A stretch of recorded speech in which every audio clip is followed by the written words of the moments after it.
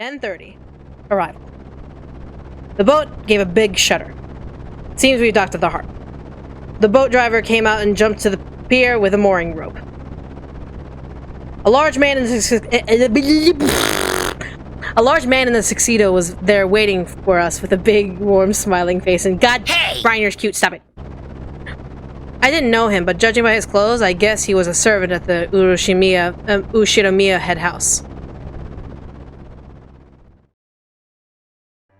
Gora! Big beefy boy. Welcome home, my lady. You were quite late, and I began to worry. You know, that voice you gave him, knowing the full context, matches. Haha, thanks for caring. The boat had battlers scared shitless, so we had to slow down for him. Seriously, what a pain in the ass. Just shut up. I'll remember this one with a shoe on the other foot someday. Ugh. At this rate, the word will spread around the entire family, and I'll become the big conversation piece during dinner. Even without this, everyone would be talking about me because of that 6-year gap. But now I've provided them with an even juicier topic. Damn it, why does the Ushinomiya main family have to live on this isolated island? In the meantime, the boat had finished its mooring. A small plank was lowered so that we can get down. One by one, our parents came out of the boat. You must be all quite tired from your long trip. Madam, please allow me to assist you. Thanks. It's been quite a while, Gora-san. How are you? Thank you for your concern. It is always my pleasure to serve. Badler-kun, isn't this your first time meeting Gora-san? If I'm not mistaken, you weren't working here 6 years ago, right? Indeed. So please allow me to greet him for the first time. It is an honor to meet you at last, Badler-sama. I'm pretty secure about my height, but you're huge. This is definitely our first meeting. If I'd ever met a big guy like you, I'd never forget it. It's a pleasure. I'm Badler. Your return has been keenly anticipated, sir. I've been working for the Ushinomiya head house since the year before last. My name is Gora, your servant. I thought he said Butter-sama! Look at Butters! It is a pleasure to make your acquaintance. If there is ever anything you need, please feel free to rely on me. Gora-san, it's been some time. Gora, not Gonta. I said Gora. I heard. Sorry. My brain. That was me. Sorry. It has been too long, George-sama. Please, allow me to assist you. As usual, you're a reception pro. If you ever need a job, just give me a holler, okay? I'd hire you just like that. Just like that, I say. You do me too much honor. Please, allow me to assist you, Hideyoshi-sama. Gora-san then lent a hand to everyone as they disembarked, greeting them as they passed. His speech and mannerisms had the refined polish of a professional. He was very graceful, in contrast with his initially rough-looking appearance. His large size made him seem a bit scary at first, but he was much more polite than my first impression of him had me believe. He claimed to have served on the island for 2 years, but he doubtless worked at a similar job somewhere before. After everybody disembarked, the mooring rope was untied and the boat started to steer away from the harbor. It was probably returning to its home port of Nijima. Can the butler man call Butter-sama from now on, please? MU, please. The captain waved his head in farewell. Maria conscientiously waved back. I just realized why something's been feeling out of place to me. I can't hear the cries of the seagulls. Seagulls? The birds?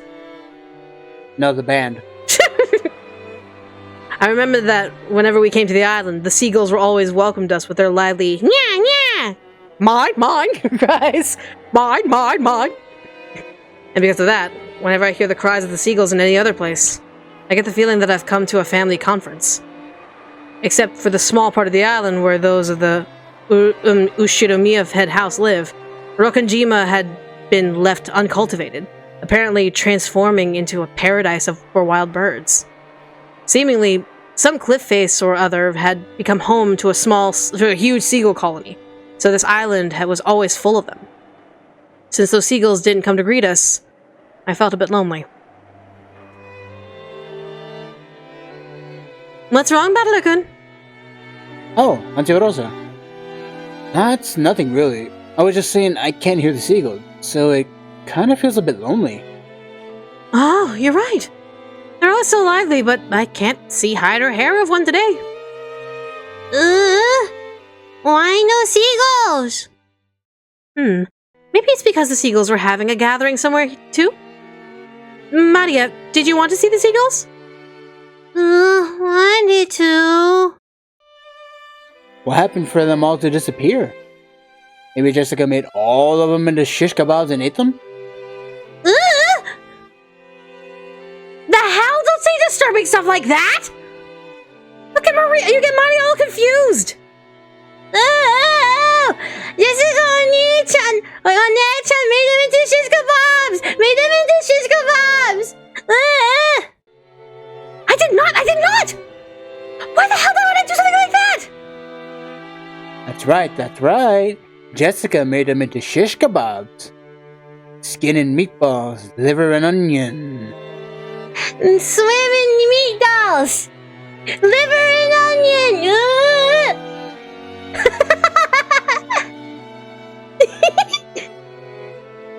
As I made fun of Jessica, Maria tagged along looking like she was having fun. Ooh, she really knows how to join in on things. Alright then, starting today, I'll make you my #1 follower. As I smiled at her, she beamed back overjoyed. I guess happy for this little bit of solidarity. That's not it, Maria-chan. I've heard that wild birds are attuned to changes in the weather and atmospheric pressure.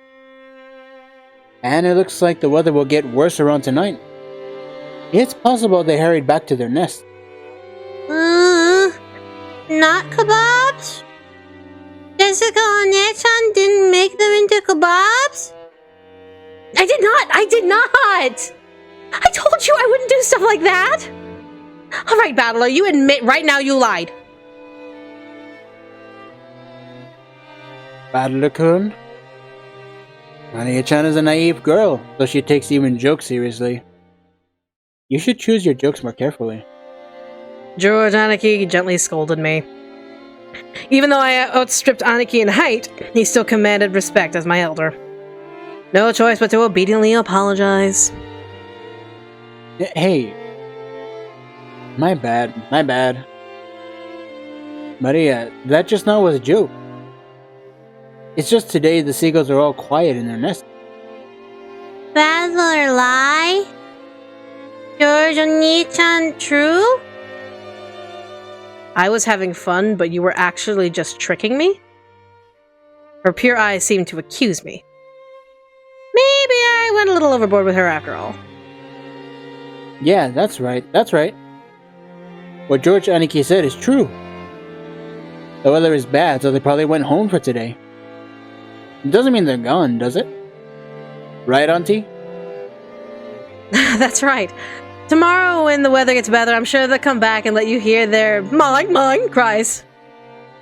I'll wait for the weather to get better so they come back. Wait for tomorrow.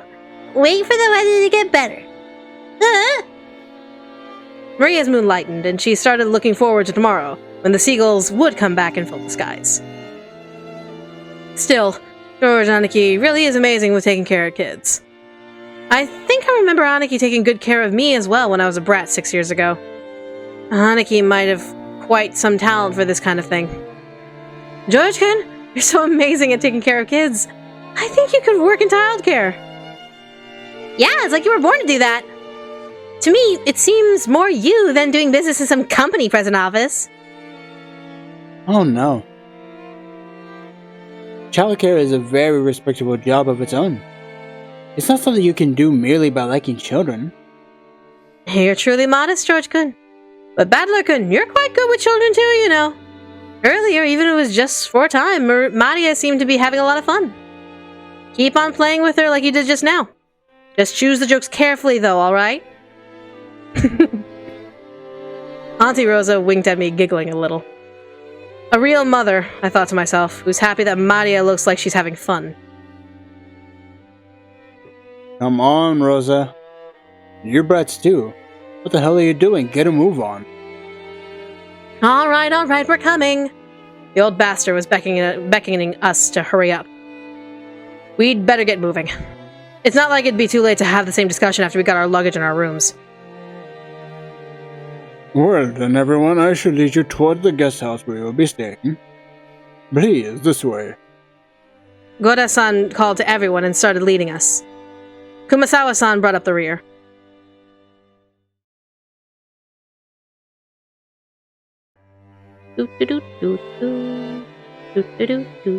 Walking through the mountain. A serpentine, twisting path led through a dim forest. It ran a bit uphill. I guess the path was made twisting so that the slope wouldn't be felt too much. But personally, I'd have been happier if they'd been man enough to make some stairs in a straight line. No doubt they made the path twisting on purpose to put on airs of distance and importance. Before long, we saw the garden-style stone steps. Now, I remember how it goes from here. Go up these, and...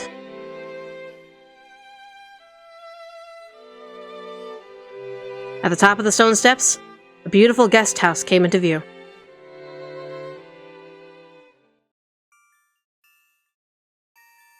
The facade was lovely, of course, but even more than that, we couldn't help but have our hearts stolen away by the splendor of that beautiful rose garden that spread before it. Ah, it's as beautiful as ever this year. A real delight for the eye. As they reached the top of the stone steps, the people welcomed in by the rose garden voiced their appreciation one after another. Aren't the flowers less lively this year? Is it me or do her eyes look a little, like, spread apart? They're a little spread apart. It must be because the summer wasn't warm enough. I also believe that is so. When one compares last year's blooming, it is a pity that this year's is somewhat inferior. Yeah. Even so, it was a delightful rose garden. I remember that huge amounts of roses used to greet me every year, even over 6 years ago. This rose garden was the first thing that greeted the people who came to Rokkanjima. Even our parents, who came every year, couldn't help but let their wonder slip out. And moreover, it even looked like a powered-up version of the garden from 6 years ago that was in my memories. And this place is always so amazing. It'd be so wonderful to have a rose garden like this in my own home. Give it up. What do you think would take care of it? Roses are a real pain with bugs and diseases to worry about. Yes, they are. In fact, I hear that Kirie-ne-san attends to her rose every day, and makes sure that it doesn't get nibbled at without her knowing it. Huh? I haven't heard anything like that. What's this? Yes, I do. Though, with him, it's the rose that goes off after the insects, so it's really more like some nasty carnivorous plant. Oh, so that's what you mean. I was talking about you, fucker. Come on, Rosa, can't you give that a rest just for today? I put that sort of thing completely behind me. I wonder. After all, you're a womanizer on an almost genetic level. No need to worry, Rosa-san. If a rose gives me too much trouble, I'll just chop it off at the root. Oh, such frightening talk this is. Guys who are popular with the ladies are always forced to live with danger at their side. I sure hope I turn out a bit prettier in my next life. Hideyoshi-san, as I keep telling you, it isn't like that at all. And Kitty, stop it, freaking me out. Making my rose wither.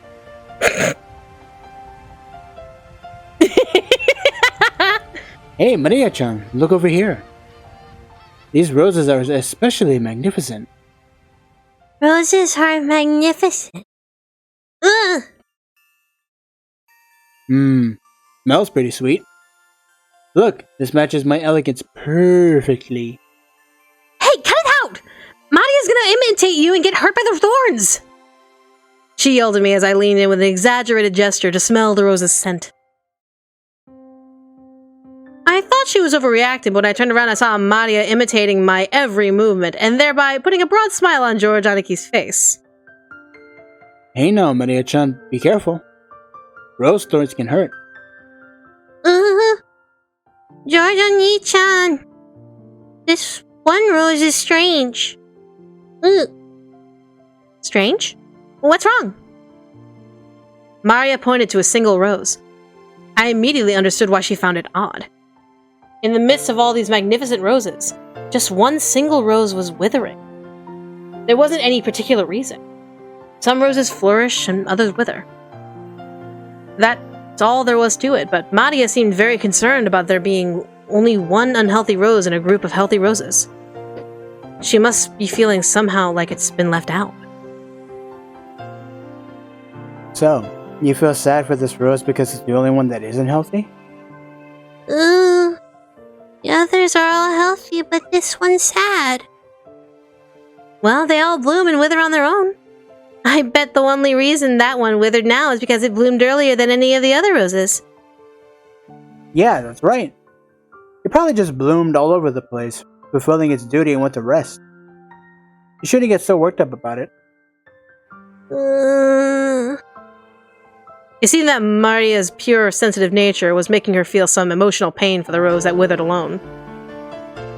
Even though she understood the logic of it, it still felt lonely to her. Okay, Maria-chan. Why don't you look after this rose until we leave then? George Aniki straightened up and felt around in his pocket. He then took out the wrapping from the candy he had eaten on the plane. He twisted it into a thin string and gently tied it to the rose as a sort of marker. Hey, that's pretty cute! Let's mark it with this. Later on, you can come and give it some water. I'm sure Mr. Rose will be happy. Come to give it water. I think you should give Mr. Rose here a name. I'm sure that'll make it happy, and you'll get to know it a little better. Name?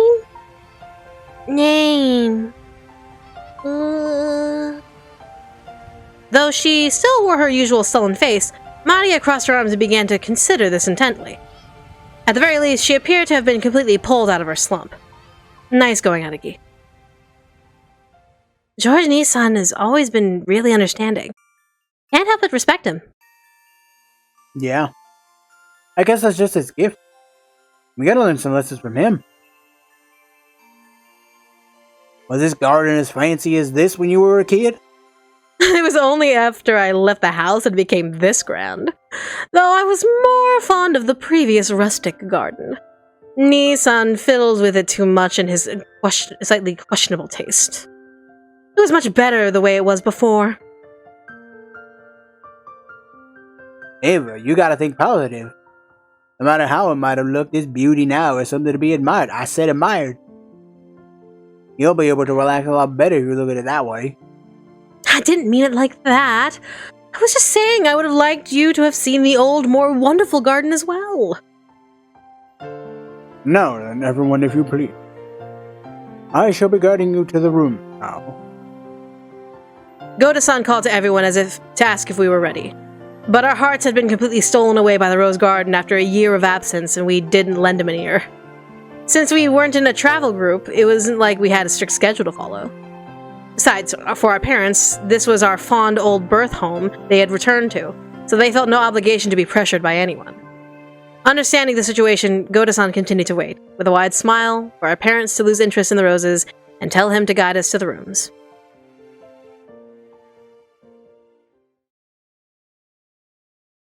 Ah. Hey! If it isn't Canon-kun.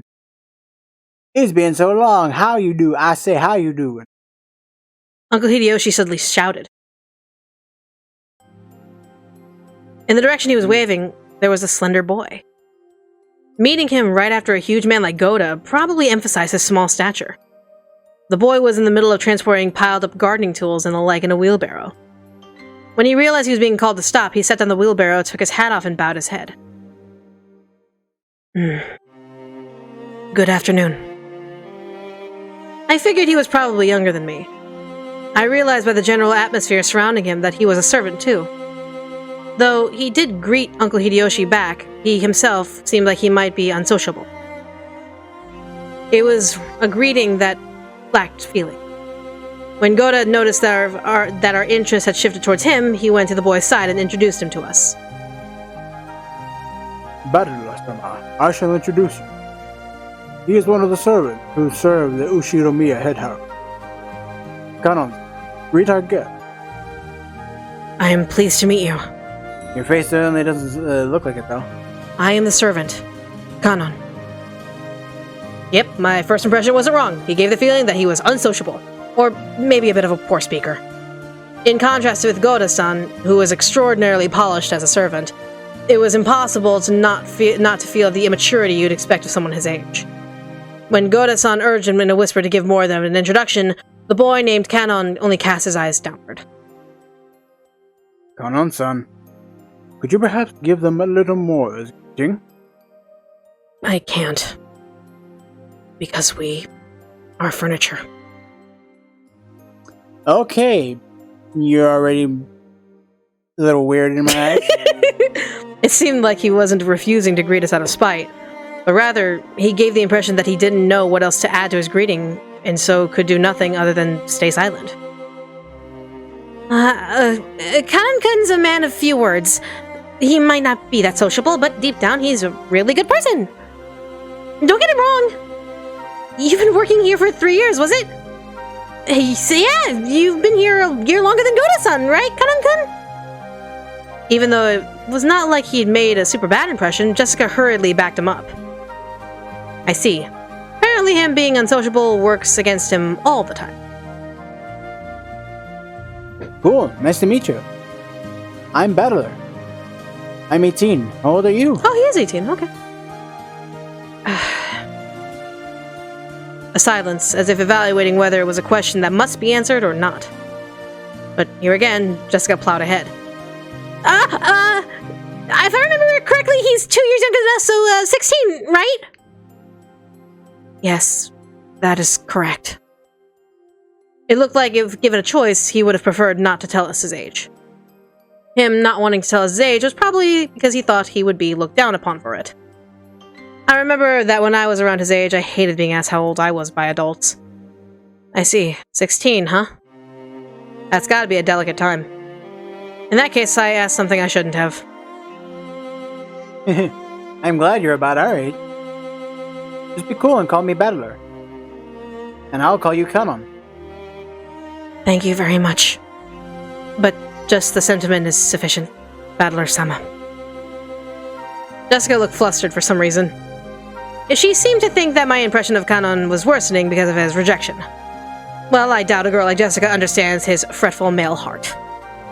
As his elder, even by just 2 years, who would lead him into adolescence, I took it upon myself to understand that. Kanon-san, could you perhaps be a little more courteous? The smiling face is also the duty of a servant. I apologize. I shall make an effort. Goda-san, Kanon-kun is trying his best, isn't he? It seemed as though he was often warned about his discourtesy. And apparently, he hadn't improved a bit. Goda-san kept his business smile, but let a small sigh of resignation escape. Well then, I still have work to do. If you'll excuse me. It looked like Kanon himself was uncomfortable with remaining silent there any longer. After another perfunctory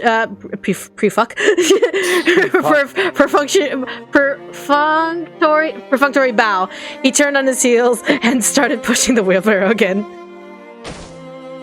Just then, suddenly, the wheelbarrow wobbled and fell, scattering the load. I guess the wheelbarrow, with its single wheel, caught on a pebble and lost its balance. What a shitty wheelbarrow. What have you done? Now, quickly, clean it up. Goda urged him along with a low voice, as if to remind him it is a servant's shame to present a clumsy appearance in front of guests. Showing that he understood quite well without being told, Kanon-kun wordlessly reloaded the wheelbarrow with the fallen objects. He seemed to be fine with the light-looking gardening tools, shovels and such, but he looked like he was having trouble getting his arms around and lifting up some sacks of fertilizer. Are you alright? You're so careless. Here. My lady, you'll dirty her garments. Please leave it to him. With an elegant gesture, Goda-san took the shovel that Jessica had picked up. At his back was a figure of Kanon-kun having trouble with the sacks of fertilizer. So dirty your garments? Don't worry, the ones I'm wearing aren't that elegant. Besides, I hate guys who make the waitress pick up the fork they dropped at a restaurant. I lifted up the other bags that had fallen. Of course, they weren't light, but for me, it was a piece of cake. Kanon-kun turned his surprised eyes towards me. It was the face of the one who would have never expected to receive help from a guest. Battler-sama. That's not necessary. I'll take care of everything, so... Don't you worry. I may not look it, but I've got it where it counts. Kanon-kun looked like he hadn't yet gone through his own growth spurt, and was sort of stuck with sort of a weak body. I guess this kind of weight was a bit too much for him. It's quite heavy, isn't it? It's natural that it would be difficult for you. Kanon-kun, don't worry about it. Okay, my time to shine. This makes up for the boat part from before, right? As if your antics earlier could be written off just like that. Issues with fertilizer. I too tend to have issues with sacks of shit. I'll tell you about it later, Kanon-kun. Battler is a laugh and a half. Gonna fall! Gonna fall!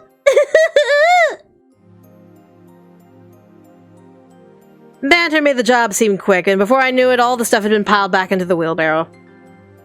For letting you see such unsightliness, I beg your forgiveness. Very well, enough now. Please, go. Letting such disgraceful thing be seen by guests who were supposed to be made welcome must have been hideously embarrassing as a servant. Pressed by Goda to hurry up and exit, Kanon-kun left. You're too harsh on him, Goda-san. Wouldn't it have been a bit better if you'd helped him instead of being a bully?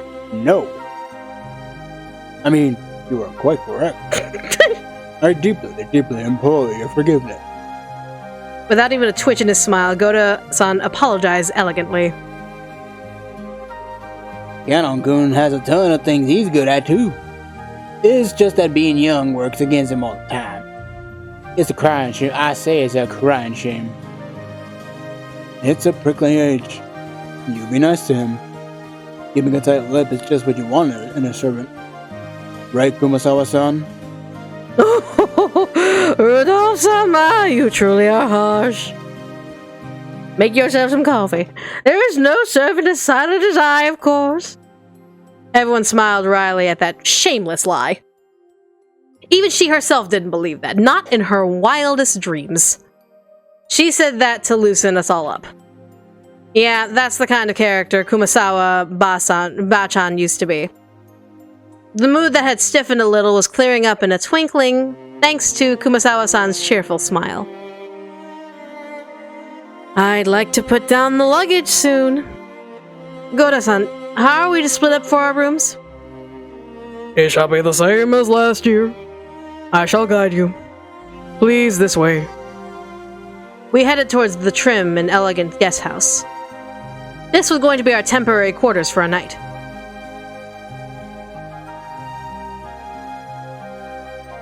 And Kanon-kun staring off in the distance. It's important to know that Kanon-kun right here is in the field staring at them from a distance. Kanon watched over a hedge as the guests all entered the guest house. Then he let his eyes fall on those heavy sacks of fertilizer piled up in the wheelbarrow. In his mind, he kept going over his previous mistake. Battler, big and strong, had picked up the sacks in front of him, the sacks he couldn't lift himself, as if they were feathers. It was extremely difficult for an outside observer to guess what emotions that favor had stirred up in Kanon. But as far as you could tell by watching him hang his head from behind, there was something that he just couldn't let go. Muttered words escaped his lips. But those words he murmured were so soft that they didn't even reach his own ears. Even I... Kanon hung his head, slightly biting his lower lip.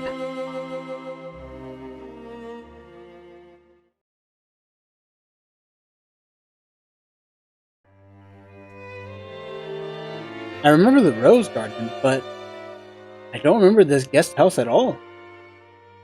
Was it built like recently? Torayan Visitor's Retreat was written on a gatepost-like thing, but since everyone called it the guest house, I followed their lead. The brand new Western-style guest house that stood overlooking the rose garden had a magnificent design carefully done in harmony with the garden. Correct. It was built just the year before last. Just say 2 years ago? Yeah, what do you figure? Since then, we've been having them let us sleep over here. That coffee is so strong, the smell. Maybe, I'll give it a shot. There's a little bit of taste. I'm warning you now, it's only got alley footprint creamer. Oh, wow, that's actually really nice.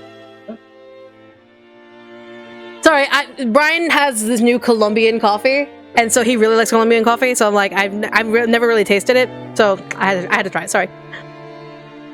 Yeah, because people seem to like this place more than that junky old mansion we've had forever. You would think they would do some iteration. I wish my room was over here. I want one too! I guess you could call my house upper class as well, but I was reminded again how completely ordinary it was compared to the head house. It showed a shocking display of wealth that they would build this kind of awesome guest house for guests who would come over like once a year. Eva-sama, you're the Yoshi-sama. Please do make use of this room. Rudolph-sama, Kirie-sama, please make use of this room here. Ah, yes, I do appreciate how pretty and elegant this place is. Western style truly is wonderful. And here we have a Westaboo. I can handle the Western style for a few days. Any longer than that, and you need the good old Japanese style. How are you and Bryan and the cats doing today? Doing great. The cats are resting right now. And we're just chilling. Bryan's got some coffee. And I've got Umineko. Japanese people just relax best on Tommy Mat. They've been fighting over making our new house Japanese style or Western style. Mother still holds a grudge about father having started the construction of the Japanese style. They brag all the time about it. Your parents get along so well, George and Nissan. I'm jealous as all hell. Mine are so frosty. And yet they're right with each other when it comes to my grades. Do we meet the parents? Yes. Mm-hmm. Okay. All the rooms seem to be two-person. I was grateful because I wasn't going to be forced to share the same room with the old bastard for some bullshit reason like being family. Besides, I figured those two wouldn't be able to enjoy themselves with someone like me around. What's that creepy smile all about? You're thinking about something dirty, aren't you? Yeah. I mean, yes. Something dirty? Of course not. Please, enjoy your stay. Ow, ow, ow, ow, ow, ow! That hurts, you old bastard! I didn't realize until that, but doesn't Maria look like stereotypical Lolita when she's less than 3? Ah! She's 9. Well, like, Maria's 9. And she has the Lolita style, because that, again, Western influences on fashion, especially in Japan, were heavily influenced in, like, around 1980s, 1990s. So you had more of, like, those, not fully Lolita style, but more of just, like, really cutesy, big flare dresses. Like, body-shaped, square, not corsets, but, like, body-shaped, tops. So it made sense. Once again, Dad pulled my ears from behind. Cut the crap. I'm getting a stomachache. I'm not in the mood. You're the guest of honor. Come around. Play as nice as possible with Dad and Aniki and the rest. At the very least, pay attention to what you say in front of Dad, got it? His wisecracks go over like a lead balloon with them. Jessica-chan, what's the mood of our family been like lately?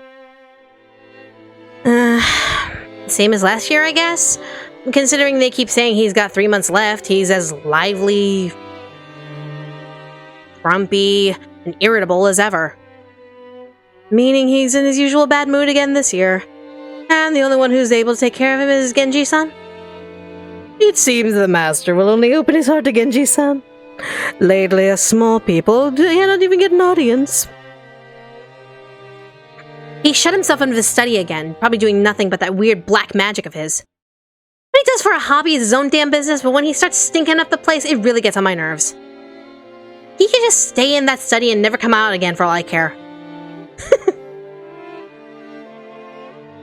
You don't talk like that about the elderly. Oh, fuck them boomers. We're all indebted to him since he built the Ushiromiya family. A little gratitude wouldn't hurt. Well, sorry. After being rebuked by George Aniki, Jessica had no choice but to take back her thoughtless remark. The Ushinomiya family was wealthy beyond belief, but that, of course, meant that all of its members were eccentric people, completely at odds with the rest of society. The head of the family, standing at its peak, in other words, our grandfather, seemed to be a particularly eccentric and terrifying person, even for our family. Dad had said we was getting a stomachache earlier, but I guess that was what all the adults who came here today were actually feeling. No doubt they were jealous of us, the grandchildren, just playing and laughing without a care. From the stories Dad told me, the head of the family was a violent man who rained blows on his sons with his own fists and even beat his daughters mercilessly with a wooden sword. If he was such a staunch traditionalist with his kids, wasn't he the same with their names? Yeah, what I mean, fuck them boomers. Because of that, even us grandkids have to suffer. Well, I have absolutely no trouble believing that terrifying image they paint of him. I don't have many memories of meeting him over the years, but I remember his face full of menacing thunderclouds, always making the people around him shrink away with a sharp look. I remember that the room's atmosphere got so tense whenever he was around, you couldn't even breathe. What my dad said right now about me being the guest of honor now carries a little more oomph for me. 6 years ago, I was in grade school, but I'm high schooler now. There's no getting away from it.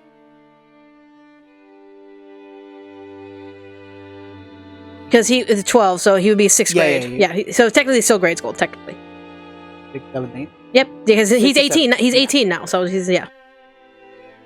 If I don't show him respect, things will probably get serious.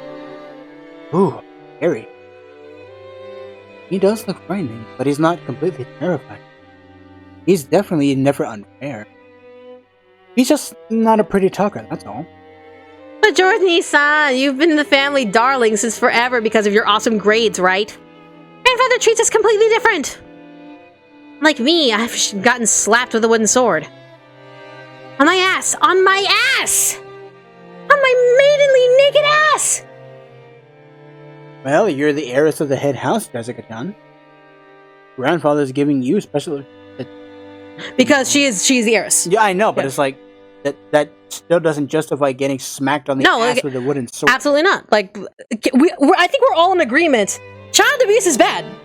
We're all in agreement here. Like, getting smacked in the ass with a wooden sword, kind of fucked. I mean, me and you. Like, I will admit, like during even Persona 5 Strikers, like it was like get the chancla, let's go. But to the extent of just kind of like reality and pure reality, you never should strike a child. You never should really strike a child. If you want to punish them, make sure that they know that what they did was wrong in the extent of them hurting someone or them hurting themselves.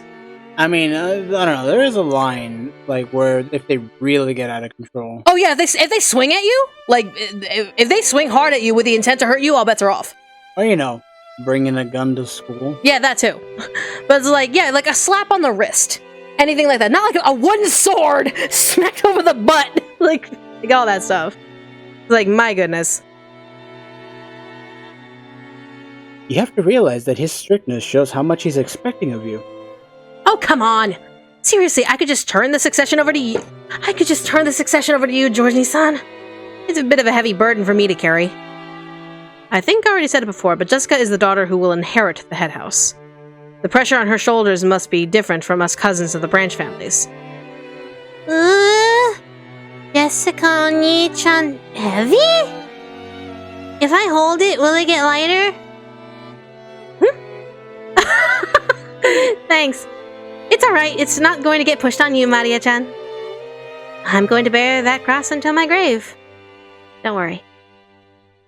While grateful for Maria's innocent consideration, it seemed that Jessica could not easily rid herself of the anxiety for the future that remained visible on her face. I guess I'm no different. Any high schooler with exams looming ahead is bound to have anxiety for the future that they can't hide. Maria, come here. You'll be in this room with Mom. Badlukun. Apparently you're with me in this room here. Oh? This is a surprise. It's bigger than our parents' room. Wow. I figured us cousins are probably going to gather in one place anyway. So I went ahead and told them to make a biggish room. Ah, I like your best too. Yours bigger and better than being together with Mama. Ah. Okay, you like it better here too, Maria. Alright, this room is George's and mine, but we'll give you special permission to come in.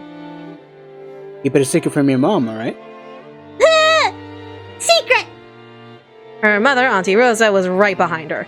But Maria still answered, striking the air with her fist clenched tight. After our parents put the luggage in the rooms, they gathered again in the corridor. So, brats, what are you gonna do? Are you cousins just gonna stay here and chat? It seemed they were heading to the mansion to announce their arrival. Normally, we would have had to follow them and greet everyone together. But if that had been the case, Dad would have just said, "You guys come too," and be done with it. He's telling us it's alright if we don't come. So what do we do? Sorry, coffee. It's gonna be time for lunch soon anyway. Better let the kids unwind here. Besides, if worst comes to worst, this might be the last chance to get to play outdoors. I'll go too. Maria, you house sit for Mama, okay? You behave yourself and wait here. Now that... Sorry, I was gonna say, I think it was a good call for me to use the paper filter. Now that Maria had been told to house sit, we couldn't just leave her behind. George Aniki realized that immediately and gave a clear reply for all of us. Well, we'll accept your offer and house sit. We have lots of stories to tell each other after a year. That would be best. And Badlookin has 6 years worth to tell after all. Yeah. I'll take care of the house like a good little boy. Kumasawa-san, I'm gonna stay here too. I'll leave the rest of the adults and us kids will break rank. That would be for the best. I'll report it to Madame. Then, everyone, I will be guiding you to the mansion. Please, this way. The other kids aside, George is an adult now. Wouldn't it be better if he came with us? If we make him come, poor George will be the only one left out. Interacting with his cousins is also important. Well, I can see you guys. The adults left one after the other. Like the time he had guided us from the harbor, Goda went ahead, with Kumasawa-san at the rear. As we gathered in the cousins' rooms assigned to us, George Aniki asked us to excuse him for a second. He rushed over to Kumasawa-san, who was following behind the disappearing adults and seemed to be asking her something. He soon finished his business and came back. What's up, Aniki? Nothing. I just wanted to ask something. Ask me too! Ask me too! What could it be that Jordan-san asks Kumasawa-san and doesn't ask me, I wonder? Oh, I don't have a clue. No, you misunderstand. I'm not sure what you're misunderstanding, but... Aniki was pretty tongue-tied. It was like he had something to hide, and Jessica has the dirt on him. Whatever it is, something only Jessica knows, and I don't, is no fun at all. Hey, Maria, it's not fair that we're the only ones out of the loop, is it now? We want to hear what they're talking about, don't we? Badler and me want to know too! Badler and me want to know too! Ooh! I fooled around while oohing together with Maria. No, I'm telling you, it's no big deal. Oh. The Badler. Liar! You suck at lying, now confess. Maria, you tickle his right side, I'll tickle his left, even though we're on the completely wrong side. Me on right side, Badler on left! Wait a second. Wait, you two. Stop! George Aniki rolled around on the bed in an effort to get away, and Maria and I played around chasing him. There's something in the back of my mind telling me I'm a high schooler now and not a damn kitten, but in spite of that, I miss this kind of fun. A warm kind of fun. What George Nissan was asking Kumasawa-san, see... Well, you know how it is. It's been a year since he last came to the head house. Apparently, he's really dying to say hi to any servants that might have joined or quit the meantime, see?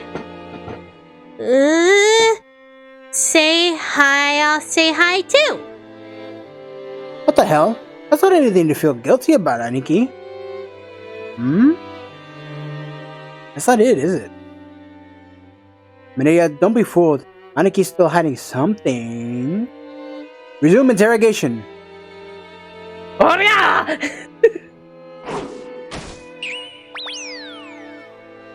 Stop it, seriously.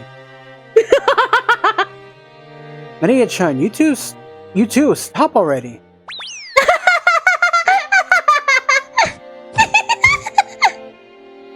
They're probably busy with cleaning our lunch arrangements. It's alright, we'll go and greet them properly afterwards. Basically, you wanted Shannon out there to greet you, not that Goda was getting in the way, right?